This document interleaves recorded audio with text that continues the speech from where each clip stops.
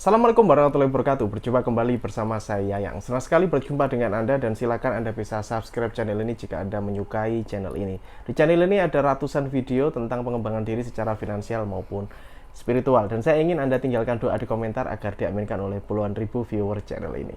Hari ini saya akan membahas suatu pengalaman saya pribadi, yaitu ketika saya di titik nol. Simak video ini sampai selesai, semoga bisa mencerahkan Anda.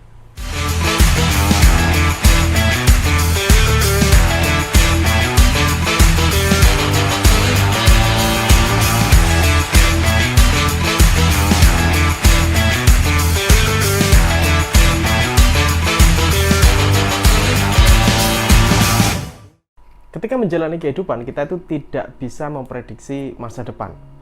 Dan kadangkala yang sudah kita prediksi bisa jadi meleset dari apa yang kita perkirakan. Gitu ya. Nah, jadi hidup itu bisa naik, bisa turun. Seperti kata orang tua zaman dulu, bahwa urip iku kadang ning dhuwur, kadang iso ning ngisor. Jadi seperti roda, kita akan berputar. Nah, permasalahannya banyak orang tidak siap ketika dia mengalami kondisi yang rendah dalam hidupnya. Ibarat roda tadi, dia berada di posisi bawah.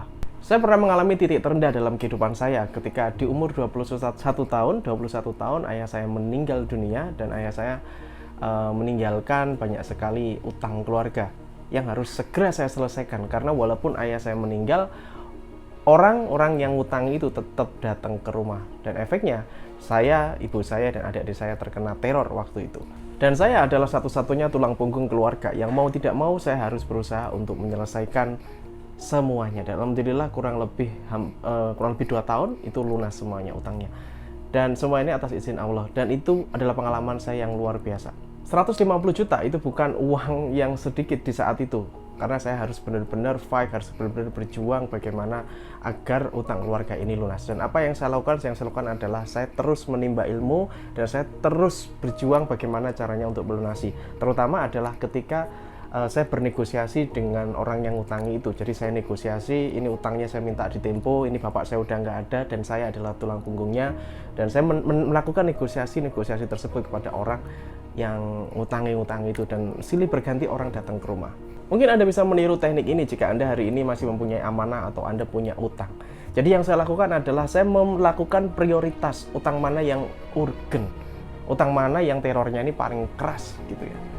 Jadi saya melakukan prioritas. Jadi prioritasnya mana yang akan saya bayar duluan. Jadi saya tidak langsung bayar semuanya, yang bisa ditempo, yang bisa dilunas. Dan utamakan negosiasi. Sebenarnya orang yang ngutangi ini tuh akan sangat berterima kasih ketika kita mau menghadapi. Nah, kebanyakan orang ketika punya utang itu malah lari. Mereka malah kabur dari masalahnya sehingga tidak ada komunikasi antar keduanya. Padahal sebenarnya jika kita komunikasi enak dan sebagainya, insya Allah akan tetap mau, karena mereka tetap ingin uangnya kembali. Yang saya lakukan pada saat itu adalah menjual aset-aset apa yang bisa dijual. Walaupun ini tidak menutup semua hutangnya, minimal semuanya diberesin, bahkan kursi, sofa, dan sebagainya, kasur itu dijual hingga jadi uang dan hingga akhirnya bisa mencicil ya, bisa dicicil dulu. Itu yang saya lakukan. Jadi apabila hari ini Anda memiliki amanah atau utang dan Anda tidak berani untuk menjual aset atau apa yang Anda punya, siap-siaplah beban pikiran Anda akan semakin bertambah berat. Sebenarnya simple, Anda tinggal jual aja, jual. Kalau misalkan belum laku, turunkan harganya, dan itu saya lakukan dulu. Kenapa? Karena nanti setelah utangnya lunas, yang saya pikirkan adalah pikiran kreatif saya kembali lagi. Jadi pikiran kreatif saya bisa normal lagi, bisa kembali lagi, saya bisa cari duit lagi, dan nanti saya bisa beli lagi. Saya tidak ada masalah dengan hal itu. Kembali ke titik nol. Banyak sekali teman-teman yang tidak mau kembali ke titik nol, padahal dia memiliki beban pikiran atau utang atau amanah yang harus diselesaikan. Sebenarnya tidak ada masalah dengan yang namanya kembali ke titik nol, karena Anda tetap punya skill atau pengalaman dari yang lalu dan Anda akan melompat lagi. Banyak orang merasa bahwa titik nol itu tidak enak. Sebenarnya enak. Kenapa? Karena kita bersih, kita clean, kita kembali lagi ke kehidupan normal. Tidak ada teror, tidak ada yang nagih, tidak ada yang SMS minta utangnya kembali, tidak ada hal itu lagi, dan Anda akan kembali seperti hidup lagi. Anda akan hidup lagi. Kemarin ada yang chat saya bahwa dia tidak bisa membayar angsuran motornya, nggak bisa membayar angsuran mobilnya. Kenapa tidak dijual saja? Kenapa tidak dikembalikan saja? Kenapa tidak di take over kan atau bagaimana? Yang penting itu clear dulu. Karena menurut saya ketenangan dalam pikiran dan hati kita itu adalah aset yang sangat-sangat berharga. Bayangkan Anda kembali ke pemikiran Anda yang jernih seperti dulu, itu sangat luar biasa dan sangat nikmat. Bayangkan Anda menikmati secangkir kopi tanpa punya utang sepeser pun. Adalah ketika tidak punya aset untuk dijual, jadi tidak punya rumah, tidak punya motor, tidak punya apapun untuk dijual. Lalu bagaimana solusinya? Simak video ini sampai selesai. Jika hari ini Anda memiliki sebuah masalah tentang keuangan, bingung mencari penghasilan dan sebagainya, saya sedang membuka kelas yang namanya X Mentoring. Di X Mentoring Anda akan belajar bagaimana caranya membangun aset yang bisa menghasilkan penghasilan yang terus-menerus dari ide, hobi, atau pengalaman Anda. Dan itu semuanya sudah saya buktikan. Dan Anda juga akan saya ajari bagaimana caranya bikin produk sendiri dengan mudah, dengan modal minim, dan bagaimana caranya melariskan. Pelatihan ini berlangsung selama 5 hari langsung bersama saya. Langsung saya yang bimbing Anda mulai dari nol. Cek linknya ada di link deskripsi xmentoring.id. Saya tunggu Anda di kelas.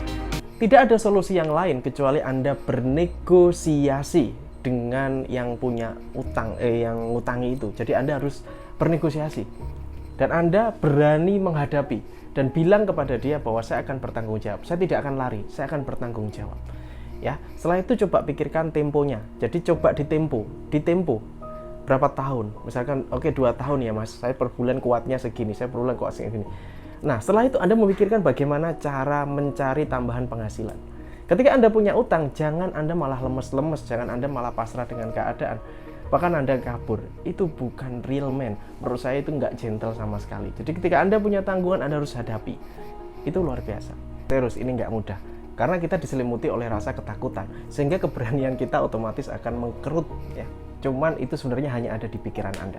Sebenarnya ketika Anda mulai bergerak, ketika Anda mulai beraktivitas, ya sejenak lupakan itu. Anda fokus ke solusi. Saya harus cari tambahan penghasilan. Anda bisa pergi silaturahmi ke teman-teman Anda kontak mereka. Ada nggak suatu proyek atau suatu bisnis yang bisa aku kerjain? Ada nggak sesuatu yang bisa aku bantu jual? Itu adalah sebuah gerakan atau ikhtiar kita. Insya Allah Allah melihat kita. Niat kita bersih, niat kita pengen melunasi utang, insya Allah Allah akan bantu kita. Setelah nanti lunas, saya sangat trauma sekali dengan yang namanya utang. Ya, jadi saya anti utang. Kalau nggak punya uang, mending diem. Mau jalankan bisnis ini enggak. Saya tidak utang. Saya udah no. Saya udah anti sekali dengan utang dan itu janji kita. Itu janji, itu komitmen, itu prinsip. Ya. Kenapa? Sebenarnya itu benar-benar harus ada di dalam diri kita. Ya, Rasulullah SAW, Nabi kita berdoa, ya Allah jauhkan hamba dari utang. Itu doanya Rasul. Jadi Rasul itu juga nggak mau utang, karena akan menggerogoti pikirannya.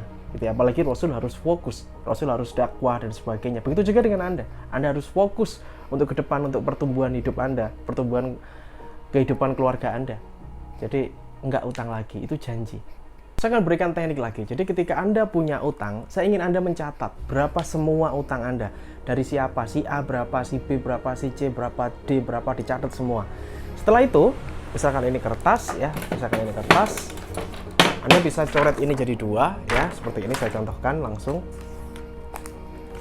Ya, saya contohkan seperti ini langsung. Jadi di sini adalah berapa utang Anda. Jadi berapa utang Anda, si A berapa, si B berapa, si C berapa, D berapa. Lalu di sini adalah total harta Anda. Saya akan tuliskan di sini. Jadi di sini adalah utang, lalu di sini adalah harta. Yang di kiri adalah utang, yang di kanan adalah harta. Seperti ini tulisannya. Ya. Harta ini apa, Mas? Harta ini adalah apa yang Anda punya hari ini dan misalkan dijual cepat, itu lakunya berapa. Contohnya nih, misalkan Anda punya kursi, di rumah punya kursi sofa atau berapa, Anda bisa tuliskan di sini. Jadi kursi saya nilainya sekian, baju saya nominalnya sekian, TV saya nilainya sekian. Seperti itu, saya menuliskan ini teman-teman. Jadi saya menuliskan ini, terus habis itu utangnya ini berapa. Nah, jadi nanti ini akan imbang. Jadi Anda itu tidak hanya mikir utang tok, tapi Anda juga akan berpikir harta saya ada berapa. Dan ini nanti di-match-kan. Bisa nggak kalau semua dijual ini nutup ini? Gitu ya. Kalau misalkan Anda jual ini yang penting-penting atau yang nominalnya lebih besar-besar dulu, nggak masalah. Yang penting ini bisa nutup pelan-pelan.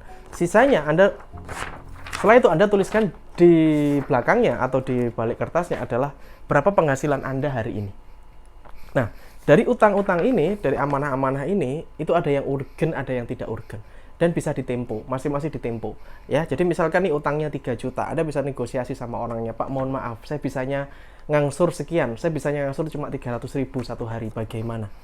Nanti ketemu nih per bulannya Anda nyicilnya berapa ke semua orang yang ada di sini, dicicil nggak apa-apa ya, agar kebagi semuanya. Misalkan utangnya banyak ke banyak orang, seperti saya dulu ke banyak orang, jadi saya cicil nih berapa ya. Lalu ketika orangnya misalkan nagih ke rumah, ya kita tetap hadapi dengan santai, dengan rileks, tetap dengan muka bersahabat dan muka happy gitu ya. Jadi orangnya datang tetap kita suguhi minuman, kita ajak ngobrol. Jadi insya Allah itu nanti kalau komunikasi ini bisa terjalin, insya Allah akan luar biasa. Dan efeknya orangnya pun akan, oh ya orang ini benar-benar bertanggung jawab, ternyata orang ini punya integritas, orang ini benar-benar pengen ngelunasin utangnya. Yang terpenting dari sini adalah ketenangan Anda. Jadi ketika punya amanah, ketika punya utang, Anda harus tenang. Karena kebanyakan kalau orang tidak tenang, itu nanti efeknya akan dahsyat. Bisa jadi keluarganya berantakan, bisa jadi nggak ada komunikasi. Itu akan lebih berbahaya lagi. Jadi Anda harus tenang, dan Anda harus yakin, dan Anda harus pasrah dengan ikhtiar Anda semaksimal mungkin. Ya, oke, saya doakan semoga teman-teman yang punya amanah, saya doakan semuanya segera lunas, agar Anda bisa tersenyum kembali dengan cerah, dan Anda bisa menikmati kopi atau teh di pagi hari dengan tanpa utang. Oke, have a nice day, good luck, salam laris manis, assalamualaikum warahmatullahi wabarakatuh.